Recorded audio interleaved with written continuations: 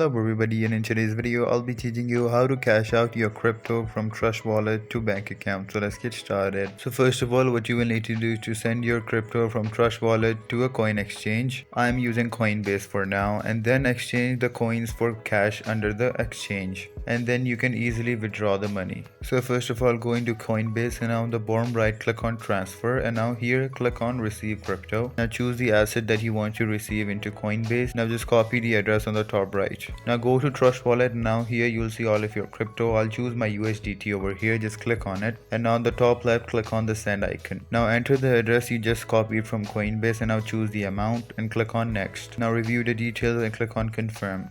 Now go to Coinbase and click on the assets tab on the bottom menu and click on buy and sell. Now choose sell. Now choose the crypto. I'm choosing USDT right now, and now just click on sell now and it will be sold. Now go back to my assets, select the cash tab over at the top, choose US dollar, and now hit the withdraw button on the bottom right. Now choose the money you want to withdraw into your bank account and click on preview. Now click on withdraw cash now, and there you go. If you guys found this video helpful, make sure to leave a like and subscribe to our channel. I'll see you all in the next one. Goodbye.